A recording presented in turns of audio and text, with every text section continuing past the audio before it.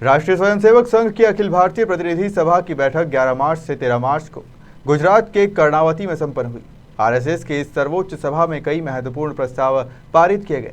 इसमें भारत को हर क्षेत्र में आत्मनिर्भर बनाने के लिए विभिन्न कार्यों के लिए अवसर बढ़ाने पर जोर दिया गया। आरएसएस की अखिल भारतीय प्रतिनिधि सभा में कई अहम प्रस्ताव पारित किए गए। प्रतिनिधि सभा के संदर्भ में मालवा प्रांत के संघ चालक डॉक्टर प्रकाश शास्त्री और इंदौर प्रांत के सहकार्यवाह विनय नवाथे मीडिया से रूबरू हुए।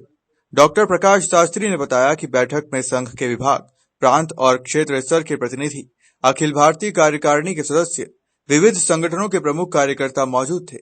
सभा में आत्मनिर्भर भारत के स्वप्न को साकार करने के लिए ग्रामीण अर्थव्यवस्था, सूक्ष्म उद्योग, लघु उद्योग, कृषि आधारित उद्योग, ग्रामीण रोजगार, असंगठित क्षेत्र एवं महिलाओं के रोजगार जैसे क्षेत्रों को बढ़ावा देने पर चर्चा की। क्या प्रस्ताव पारित किए गए और क्या एक आउटकम निष्कर्ष निकल के आया इसके साथ? राष्ट्रीय स्वयंसेवक संघ की अखिल भारतीय प्रतिनिधि सभा की बैठक और कर्णावती में 11 से लेकर 13 मार्च तक हुई। इसका प्रमुख बिंदु जो इस बैठक में हुए हैं उसमें एक तो वृत्त का निवेदन हुआ, कार्य की स्थिति अभी क्या है उस पर विचार हुआ है, आगे उसको कैसे बढ़ाना है इस पर विचार हुआ है। फिर समाज के कुछ जब ज्वलंत प्रश्न रहते हैं उसमें से एक प्रश्न को लेकर और प्रस्ताव पारित किया गया है कि स्वावलंबी भारत कैसा खड़ा हो।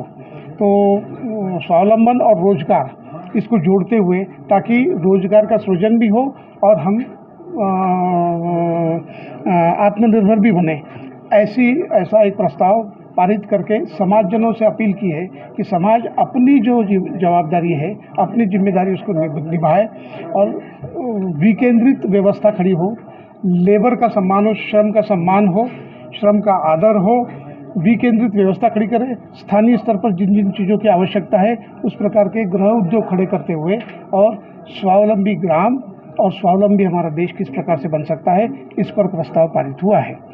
इसके अलावा अपने मालवा प्रांत में संघ की शाखाएं निश्चित रूप से बढ़ी हुई हैं, 3131 शाखाएं हो गई हैं और इसका क्रम निरंतर बढ़ते जा रहा है।